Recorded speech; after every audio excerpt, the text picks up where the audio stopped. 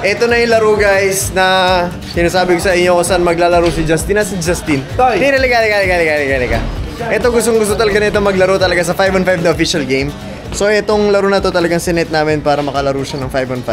Ang sabi ko galingan niya. Siyempre gusto niyang mapakita sa inyo na hindi lang siya pang Justin show. No? Oo, coach. Papakita ko yung mga skills ko na ano yung galing ko sa 5v5 coach. Yeah. So ito, hindi ito show, hindi ito street ball. So makita natin yung side ni Justin. Nakita naman natin nung nakaraan, pero kasi hindi naman official game yon. At saka nung naglaro siya before mga kaedad niya, ngayon gusto ko siya isali dito sa lineup natin. So hindi to katulad ng Dice series na ginagawa natin na maraming tao. Like sinabi ko ito nung nakaraang vlog. Parang private lang to lugar na to, sinet lang natin to. Una-una dahil gusto ko makita maglaro si Justin. Pero syempre, depende pa rin yan, Justin. Kasi kung yung kalaban talaga sobrang seryoso at mangmamama, at yun nga, baka mag-request sila na, kunyari, may ilang sila sa'yo kasi masyado kang maliit, kailangan kita ilabas pag ganun, ha? Pero kung hindi naman, at talagang nakakasabay ka naman, tuloy-tuloy lang tayo. So, ngayon, malalaman natin si Justin sa 5-on-5 official game, 4 quarters by referee, kakampi kami. Game? Game, coach. Ha? Let's go! Coach, hindi ka ba lalaro? Hindi sana coach eh. Hindi, kailangan mo maglaro kasi may mga secret weapon yung mga yun. Oo, kailangan ng mga, alam mo na. Yung mga shooting mo. Ay, papakita ko sa'yo ngayon coach yung ano, yung hindi niya pa nakikita eh. Yung mga one leg na ganon. Puro ganon naman ipapakita ko sa'yo. Dapat maglalaro ka para makita ko rin. Papakita ko sa'yo. Para sa'yo to, para sa'yo. Akala ko private. Sabi walang tao. Oh no! Sabi ni sir walang tao. Private. Mga gamit ng dala, coach? Meron, pero hindi ako naka-mindset lalaro. Coach, sabi mo private, walang tao. Yun nga ang pinagtataka ko. Akala ko tayo lang. Naging open bigla. Sir, nagulat ako. Akala ko private. Oo, usapan talaga namin coach. Sabi ko private tayo. Naka-chinelas pa kasi ito pero Chinelas lang ako. Hindi naman natin maano yung mga tao dito, di ba? Mga nakatrabaho, tapos mag-invite, di ba? Oo, ganyan talaga. let's go. Tara. Thank you pa rin. Sa sapatos lang po. Coach, biglang napalaban. Sabi nila private daw. Tinan mo daming nanonood. Sabi tayo lang. Tinan mo, ang dami. Naka-mindset na si Justin. Naglalaro siya. Sabi ko, magja-Justin show ka din. Hindi ka makasali sa amin. Ang lalaki ng kalaban. Hindi, pero susubukan pa rin natin palaruin si Justin. Pero ang lalaki ata ng kalaban. Guys, sobrang nakakatuwa ang isang private game. Dinagsa pa rin tayo ng mga tao. So, maraming salamat sa suporta niyo. And to think na pangalawang beses na natin naglaro dito sa bayan ng Dapa. Parang isang araw lang Dapa. Naglaro tayo nung nagpo-pro si Miko. Tapos ngayon, dito ulit tayo sa Dapa. So, nakakatuwa lang talaga na andun pa rin talaga yung suporta. And lahat kami ready for a private game. Lalaro pa nga to si Justin sa game natin. Tapos ito nga si Tuberti na nyo. Ako pambahay lang ako coach. Ha? Ako pambahay lang. Sabi ko, wala naman tao masyado. Pambahay na lang siguro. Pero andito tayo at maraming tao. Kaya yun, enjoy natin. Let's go. Pray tayo guys. Lord, again, maraming salamat po Lord. First of all, kasama na namin ngayon si Uncle Joe, si Dasik, si JM Lord na bumiyahin paggaling ng summer Lord.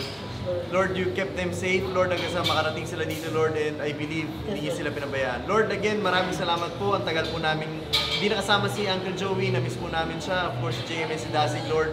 And ngayon, magkakasama na kami sa laro na to, Lord. Kaya, yun pa lang, Lord, panalo na kami. Nagpapasalamat kami. Lord, again, this game, akala namin private, pero Lord, binigyan niyo po ulit kami ng laro na kung saan maraming nakasuporta. Kaya, Lord, I believe this is because of your grace, dahil to sa inyo, Lord, kaya binabalik po namin. Lord, ingatan niyo po kami, Lord, dito sa laro na to, Lord, walang masaktan, matapos at matapos na maayos, Lord, na mapasaya namin, Lord, ang lahat ng tao dito. Lord, yun lang po, maraming salamat po. In Jesus' name we pray. Amen! Let's go! Go!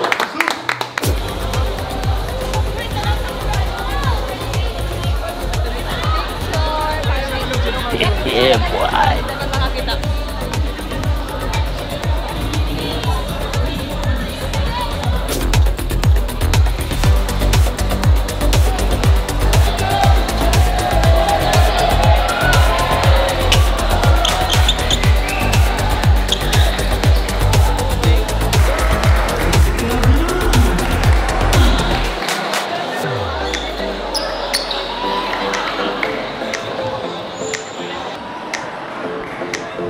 Ano? Kayang-kaya ko yan.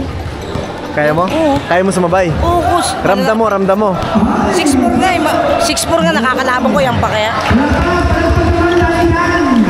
Kakayanin natin yan. Kakayanin. Para sa pangarap. Oo, gawin mo yung best mo. Opo, coach. Okay. Okay? Opo, coach. Oh, so ang maganda doon, ramdam ni Justin na kaya niya makipagsabayan doon sa mga kalaban natin. So, kung ganito kalakas ang loob ng bata, syempre susuportahan natin. At kung talagang tiwala sa sarili niya, tayo, wala tayong ibang gagawin kundi magtiwala din sa kanya. At kung ramdam niya na kaya niya talaga makipagsabayan, edi ibigay natin yung pagkakataon. Oo, Okay? coach. Malakas loob ko kaya ko. Basta kayo mo, sinilas. Dali.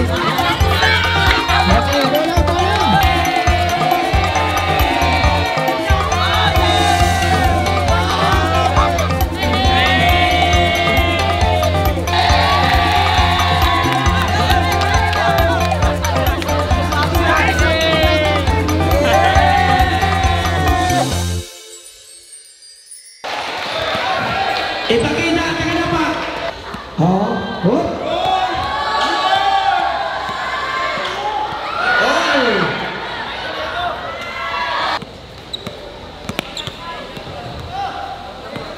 Ay, musok. Ayan.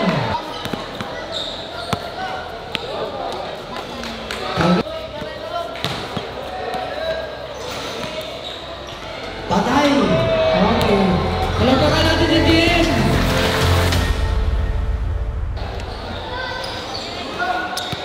Okay, palagpakan natin taga-daba. Daba, palagpakan natin.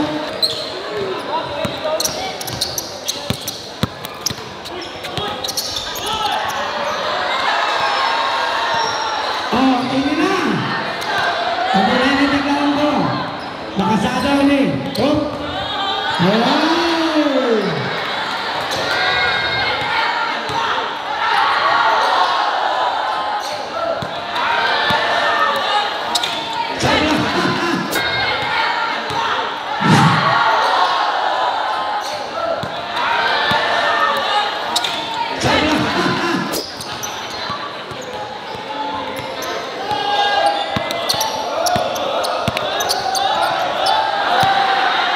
Okay. Ay.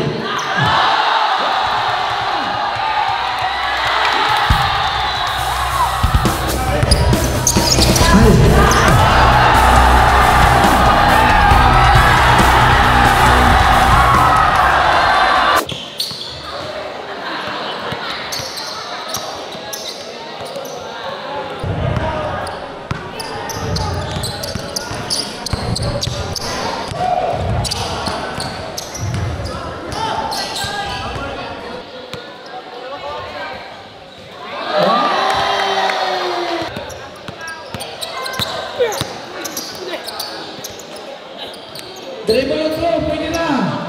Pwede na mag-dribble. Okay.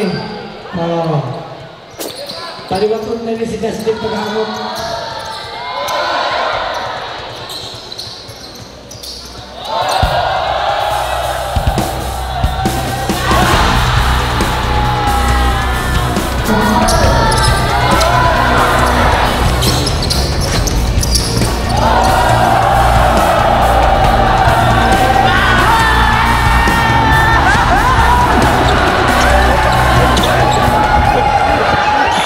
Okay, last one. Para makita ko si Iverson ng kabataan ah. Parang si Allen Iverson yun ah.